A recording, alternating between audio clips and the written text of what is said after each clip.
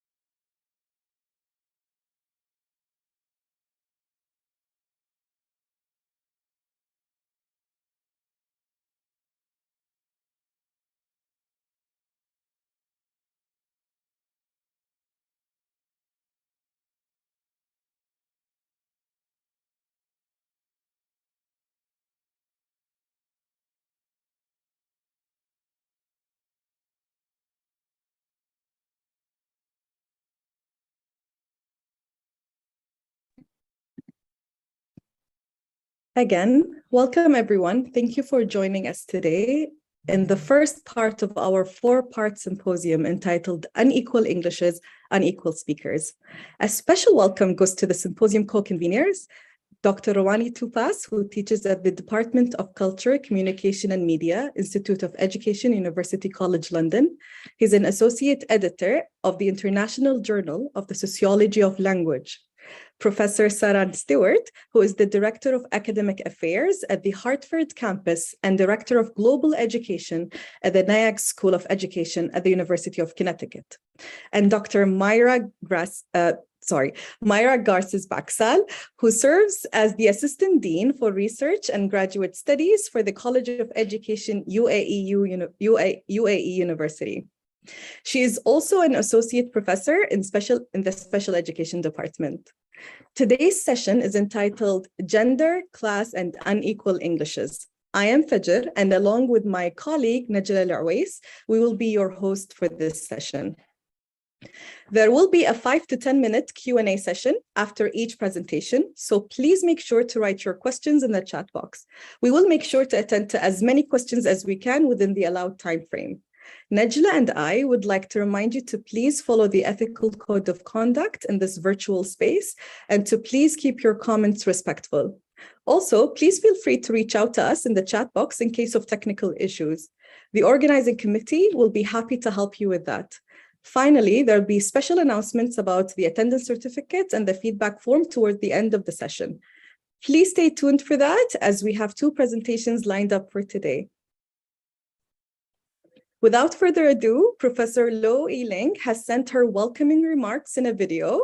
Professor Lo Yiling is the Dean of Academic and Faculty Affairs at the National Institute of Education, Nanyang Technological University in Singapore, and is a series editor in Routledge Studies in World Englishes.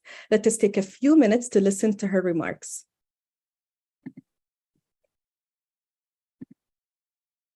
Warmest greetings from Singapore, and from whichever part of the world you are, good morning, good afternoon, and good evening. I would like to thank the organizers of this symposium on unequal Englishes, namely Dr. Rouhani Toupas from University College London, based in the United Kingdom, for inviting me to talk about the Routledge Studies in World Englishes series. My name is Professor Lo Yiling, and I'm the series editor for the Routledge Studies in World Englishes, of which Dr. Rouhani's volume will be appearing as one of the books within the series. I would like to talk a little bit about the context of the series. When it was conceptualized in 2015, we found that World Englishes is one of the fastest developing areas of linguistic research, and there are also increasing research scholarship and publications in this field. There is a need urgently for us to update this field due to the burgeoning development in the field and also growing demands in the field. And there were many research and scholarship gaps to fill. Hence, we conceptualized this Routledge series in World Englishes for those who are interested in the following areas: the spread of English around the world in the current globalized context of English usage. Secondly, issues and theoretical paradigms, including features-based studies of all varieties of English around the world. And finally, language in use. By this, we mean language in use in different domains in education, media, law, and other related disciplines. The aims of the series are to add to existing scholarship and also endeavor to break new ground in the field. Secondly, to provide rigorous features-based studies of all varieties of world Englishes. Thirdly, investigate issues and theoretical paradigms surrounding the conceptualization and scholarship on world Englishes. Fifthly, to explore new varieties of English around the world. And finally, to provide an up-to-date state-of-the-art documentation of the field of world Englishes. I would like to talk to you about some of the titles that have already appeared in the so far 21 titles in the series. A very recent published title would be English in East and South Asia, Policy, Features, and Language in Use, co-edited by Eling Low and Anne Pakir. Also in 2021, we have The Nominal Pluralization and Countability in African Varieties of English by Suzanne Moore. Next, we also had in 2022, English in Southeast Asia and Asean, The Transformation of Language Habitats, published by Azira Hashim and Gerhard Leitner. In 2022, we have this forthcoming title that has just been published by Xu Zhichang on Chinese English, Names, Norms, and Narratives. Likewise, Ariane Bologan's co-edited book on Philippine English, Development, Structure, and Sociology of English in the Philippines has just been published. And finally, English in China, Language, Identity, and Culture is forthcoming by Emily Si Yen Fong. These are the many authors of the series that you can read on your own.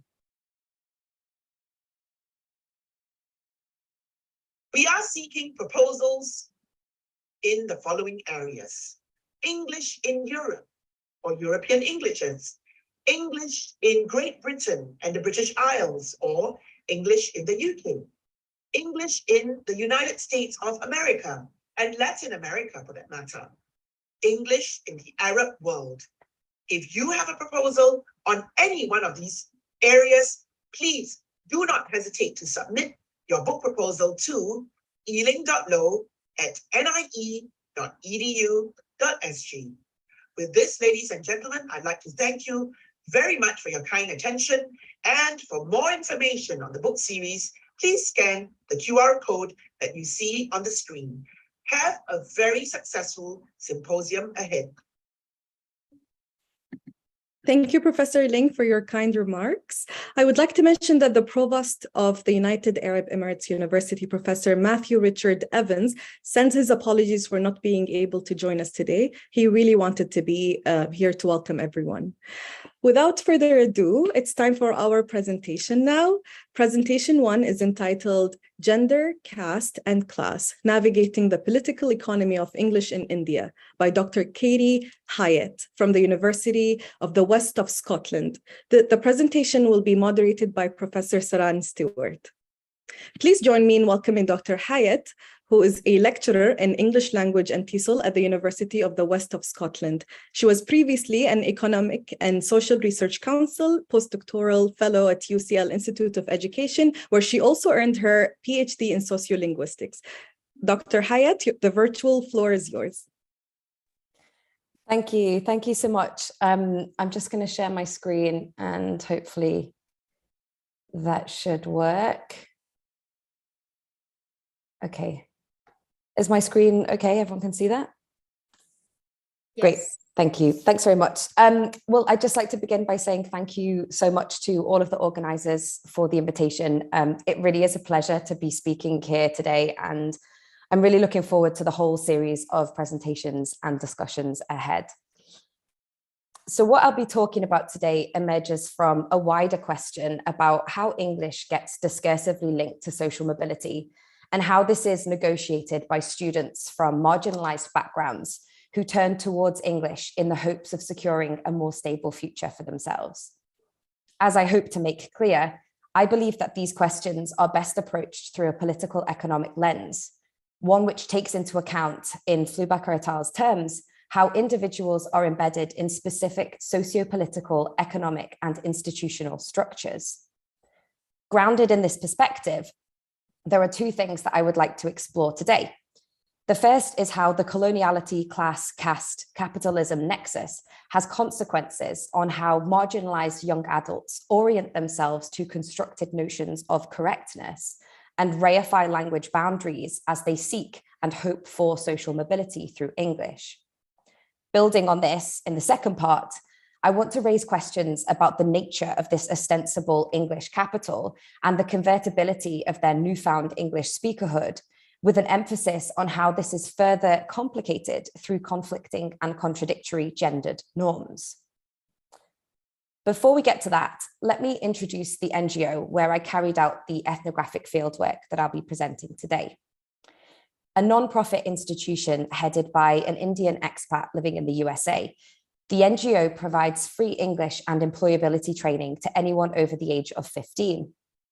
The year-long program aims to develop students' English language skills, as well as providing training in what they call personality development, along with careers counseling, lifelong learning, and other soft skills.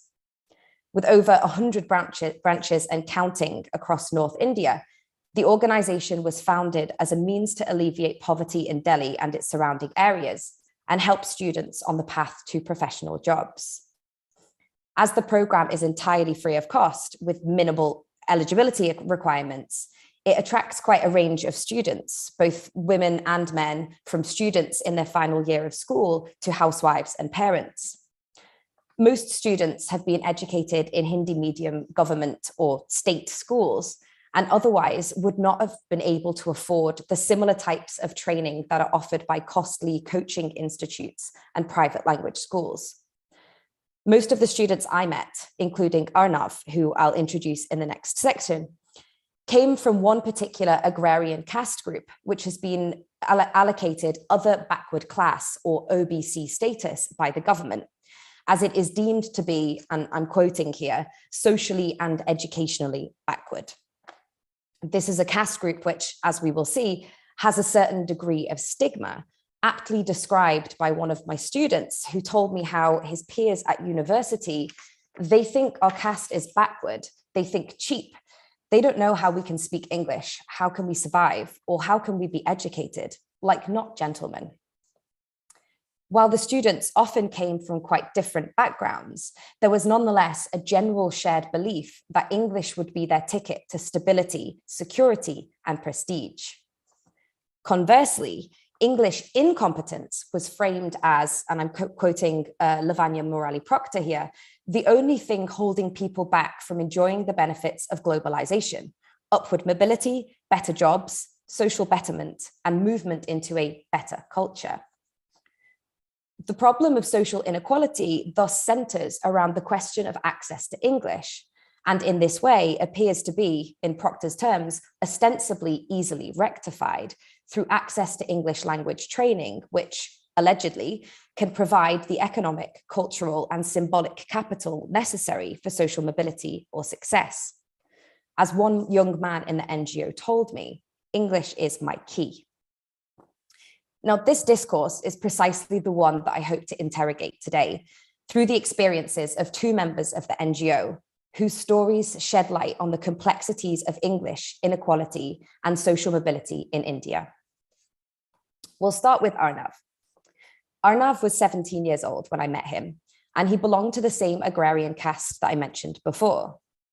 He was a particularly diligent student and often came to the center hours before class to read books or use the computers. At the end of a teaching session one morning, I had noticed Arnav looking rather frustrated as his classmate told him that she'd heard him using Hindi words during their class discussion, which Arnav vehemently denied.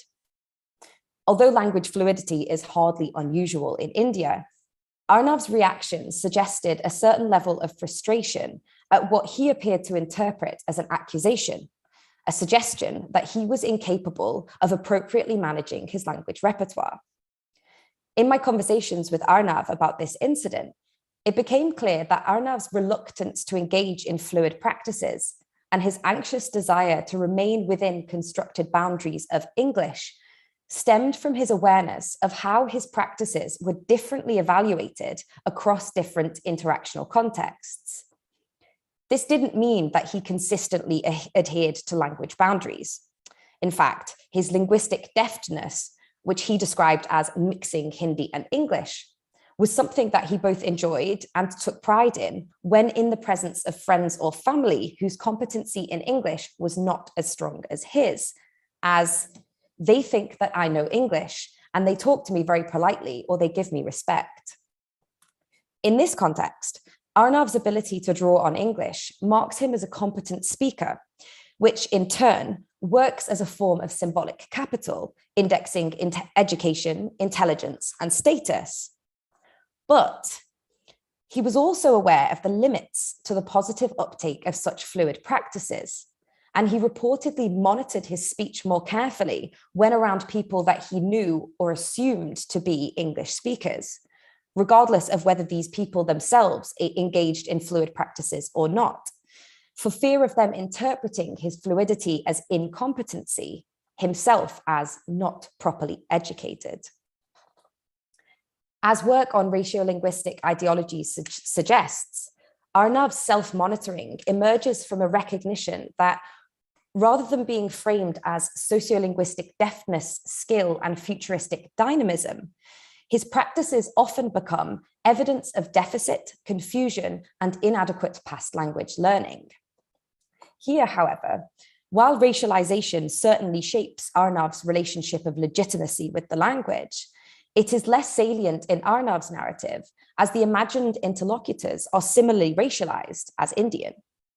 What emerges more markedly here is how Arnav and his imagined interlocutors are differently positioned through class and caste stratification, and how Arnav's fluid practices may serve to reinforce the stigmatization already in place of his caste group. Unlike for Bollywood actors or other such cultural elites who tend to engage in such celebrated fluidity with uninhibited ease, or in high-end advertising, which exploits language fluidity to target the upper and elite classes, Arnav's social interactions appear to have taught him that his practices will be heard and evaluated differently, potentially even mocked, particularly, he suggests, by those located in positions of social and economic power.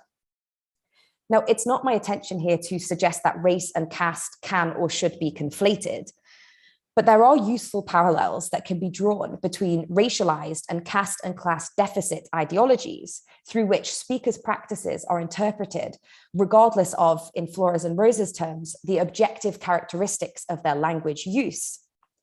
In addition to what Flores and Rosa call the white listening subject, here we are confronted with the figure of the upper class, upper caste listening subject, a figure infused with its own complex colonial histories of alignment with whiteness. Arnav appears to have sensed this himself, and he adapts his language practices to mitigate potential social and material risks. While this shapes how Arnav pursues and engages in English more generally, it is particularly heightened when he is in contact with those who, through their racialized class and caste positions, myself included, have been granted discursive legitimacy as speakers of English. So through the further layers of stratifying effects, both material and discursive, of class and caste, the pursuit of good English interpolates even more deeply the bodies and minds of marginalized students and keeps them in a perpetual, never-ending loop of self-improvement. So what we've seen through Arnab's story is how students' pursuit of good English is driven by a narrative of correct English being the gateway to a bright future and transformed self, which will allow them to reap the benefits of modernity and globalization. In this second section, I want to speak back to this discourse by showing how the shaky ground on which it is built starts to crumble as it gets articulated alongside other conflicting ideological regimes linked to diverging and competing political economic interests. This, as we will see, re-signifies English learning as a risk, particularly for young women. When I met Rupal, a facilitator at the NGO, she was a young unmarried woman in her early 20s. She had completed her education in Hindi medium in a government school and had previously been a student at the same NGO before undergoing training to become a facilitator a couple of years before I met her. Rupal was in many ways the poster child for the NGO.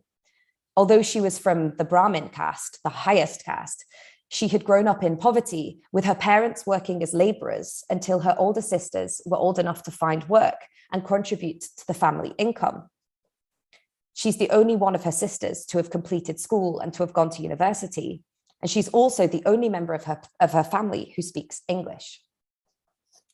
Rupal was understandably very proud of doing the impossible, of becoming an English speaker despite the odds, of creating for herself a promising future that she believed to be impossible without this language.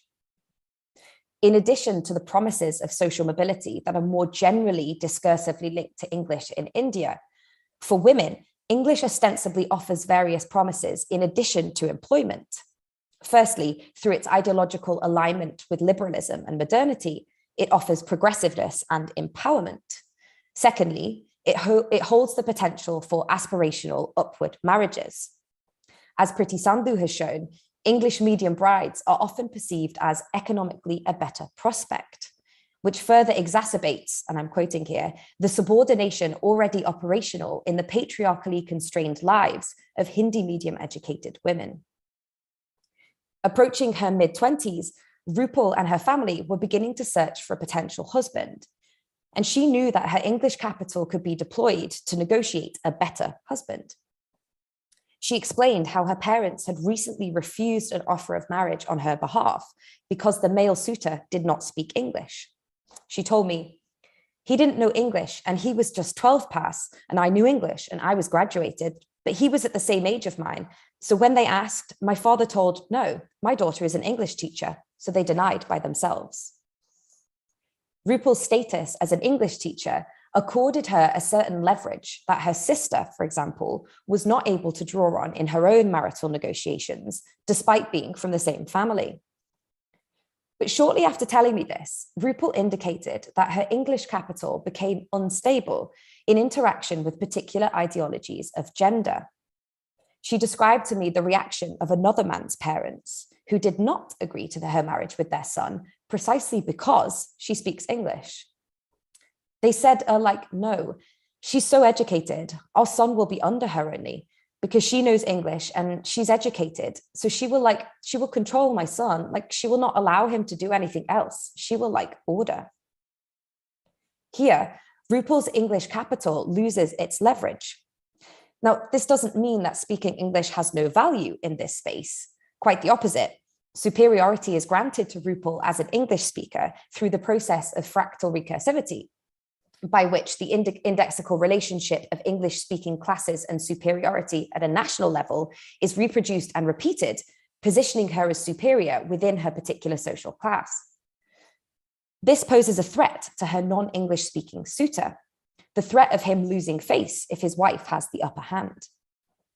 Through the indexical associations of English speakers as modern and highly educated, Rupal is positioned as a woman who may refuse to follow patriarchal norms and therefore as a potentially controlling or unsubmissive wife. This rejection reflects how, for some, English is not a celebrated torchbearer of progress, but rather, as Kira Hall writes, a carrier of moral decay that poses a threat to tradition, and here most explicitly to traditional expectations of womanhood and wifehood. But importantly, The traditional expectations of womanhood and wifehood evoked here are deeply embedded in Rupal's caste position. As mentioned, Rupal belongs to the highest caste, the Brahmins, for whom the policing of women's virtue and chastity has historically been heightened in order to ensure their endogamous reproduction and therefore purity. This policing extends to a wide range of practices, from vegetarianism and menstruation taboos to moral values and social interactions. A Brahmin woman is traditionally expected to be demure and chaste, and anything that may index a deviation from this, such as an alignment with English, is potentially threatening. In Rupal's own family, she acknowledges how her parents have allowed her more interactional freedom than her sisters. She described how, had she not joined the NGO and pursued English, her life may have been very different because, and I'm quoting Rupal here, my parents also didn't allow earlier, like my sisters, they never went out. I'm the only girl who came out, who is talking to boys like this, who is teaching. In Rupal's understanding, her pursuit of English, and through this, a bright future, is what has allowed her parents to justify their relaxation of behavioral expectations by letting Rupal interact with men outside of the home. It's nevertheless risky, though, because the acquisition of English and how she mobilizes this for economic gain sit uncomfortably alongside certain valued aspects of Brahminical womanhood and wifehood that Rupal may be expected to adhere to by the family of her future husband. The point here is certainly not to imply that Brahmin women bear the brunt of misogyny in India. As many have shown, poor Dalit women occupy the most acutely abused and disenfranchised positions in Indian society. But rather, what I seek to highlight here is how Rupal's English capital fluctuates through its interanimation, in Christian Chun's terms, with discourses of womanhood. These discourses are, in turn, indissociable from both her class and caste positions, as she seeks to reinforce her middle-class aspirations through the acquisition of English. But in doing so, she must monitor her adherence to norms of Brahminical middle-class femininity in order to mobilize her caste capital. So the pursuit of English contains certain risks that can only be understood when we shift the focus away from decontextualized questions of unequal Englishes and towards questions of the social positioning of speakers. Rupal's English capital is not only speculative, but it's also fluctuating. It gains and loses value across time and space as it intersects and clashes with other discourses, particularly here, patriarchal discourses of what constitutes a good wife. Much like in the case of Arabic in Hassima and Garrido's study, the indexicalities attributed to English and English speakers, I quote, encompass cultural and professional values with both positive and negative symbolic and material consequences that go beyond straightforward capital conversion. And so we see the ostensibly straightforward discursive construction of English as capital unravel as its speakers, with their various social positionings and life trajectories, attempt to put it into practice and are forced to negotiate its shifting value, its enabling and hindering potential.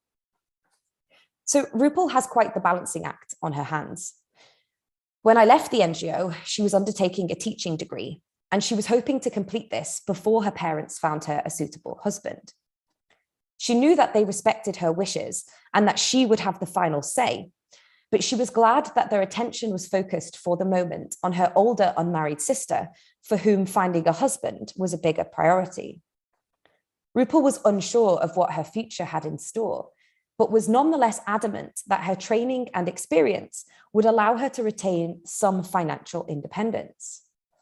Worried that her future in-laws would object to her continuing to work full-time, she had prepared several contingency plans, such as offering home tuition. In doing so, Rupal demonstrated a keen awareness of the contradictory nature of the multiple logics at play. In particular, how neoliberal discourses of freedom and liberation through English clashed with her lived experience, and she tempers her hope in ways that allow her to exercise agency within the confines of a patriarchal colonial system. To very briefly conclude, What I hope to have highlighted today is what is erased when issues of social inequality are resignified as issues caused by and resolved through access to language. Unequal access to English is certainly a pressing issue in India and elsewhere. But attempts to provide marginalized students with English as a means to alleviate poverty or encourage social mobility misdiagnose the root cause of the problem and offer instead language solutions funneled through a neoliberal ideology and built upon sedimented layers of coloniality, caste and class stratification, and patriarchy that intersect, interanimate in complex ways, and that can only be apprehended when we take as our point of analysis not just unequal Englishes, but unequal speakers in unequal conditions. Thank you very much. I have my references that I'm willing to share with anyone afterwards, or there's more for more information on the project. There are some links on this slide too. And yeah, looking forward to the discussion. Thank you. Thank you so much, Dr. Hyatt. That was brilliant. We do have about 10 minutes for questions. Well, I think we have about 12 minutes for questions. So I will open up with a couple of remarks regarding your presentation, and then I've already kind of sent you a couple of questions. So I'll be selective, and those in the audience that wants to pose questions, please go ahead and do so. And I'll try my best to pick up as many questions as possible in this time that we have. Brilliant remarks. I am struck by the use of a couple of thematic points that are coming through in the very two different kind of participants that you selected for this particular presentation. One that's overarching is a sense of whiteness as power and English as a parallel to whiteness, right? And that becomes a part of capital and currency. And what I'm thinking through as well is how the notion of Dr. Tara Yasso's work in cultural wealth capital in particular is coming through, and she talks about linguistic capital. So when you talk about English as capital, how that's being navigated within the familial structures, and then how you problematize it around patriarchal heteronormativity, and how that plays such a strong role in neo-colonial systems such as those within India, right? Highly complex, which we're going to, some of the questions are going to ask you to really break those down and how they're implicated for educators. But before we get there, I think what's fascinating, and I would love to hear more on, are these parallels that are drawn, and I think RuPaul's case really complicates it. RuPaul is both where race and caste, similar to Arnav's case, can't be used as proxies, which you didn't make a note, but you were trying to use them in terms of parallels. RuPaul kind of really disrupts that, right? And I do wonder if that's disrupted in particular because of her gender, and how the gender connotation, especially in a system, a cis-patriarchal system such as that, really plays a role that disrupts caste and race and class altogether. And those intersections are very difficult to be unlocked at their various points of oppression. So really fascinating work, and I'm excited to read just more on that project. So the first question I want to ask you is to draw out some of the implications for the teachers in the space, the educational professors in the space, and the school leaders in the space. And so that's the first one. And then I'll ask one other before I open it out to the audience questions. Thank you. Thank you so much for those comments. I really appreciate that. And I think, this is the question that I've really struggled with this question. Anybody who knows me knows exactly how much I've struggled with this question in terms of what are the practical implications for this. I think, I opted for a critical approach to the analysis that I did with this research, and that implies a certain level of tension when you take those questions or you take those results back to the teachers, the organization that you're dealing with. And so on the one hand, I have been critical of their practices. I've been critical of the narratives that are peddled within the NGO, how inequality tends to get glossed over, it gets erased. As you mentioned, this idea of linguistic capital, but as soon as we interrogate that, it really falls apart. As soon as we start pulling on these threads of whiteness, of race, of capitalism. So a logical conclusion of that would be, well, maybe the NGO shouldn't exist. But at the same time, that's clearly not what I believe. I don't believe that the NGO should close its doors, because at the end of the day, it really does make a difference to, hundreds, and well, they have hundreds of thousands of people enrolled, right? In loads of branches. So I think probably what I would suggest, or the implications would be for us to think a bit more carefully about the extent to which we can change things in the classroom. And I think perhaps just a more critical acknowledgement, and perhaps a less naive or less superficial acknowledgement of precisely what can get changed in the classroom. Because, I think critical pedagogy, I think all of these innovative ways, encouraging our learners or our students to become more critical about their practices, I think are absolutely brilliant. But at the same time, what I'm trying to show through my research is the classroom is not only located within these structures, but also reproduces these structures. And the classroom also needs to be interrogated.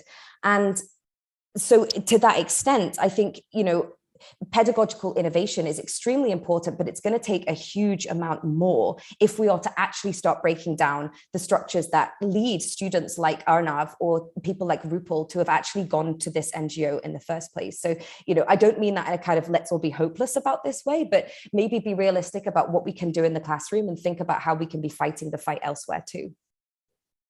I love that. Thank you so much.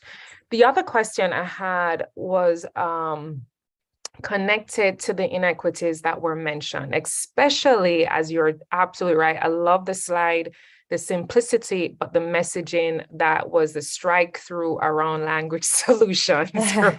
I thought it was brilliant, absolutely brilliant. So the question is, does learning English widen and or deepen inequities at the intersections of class, caste, and gender?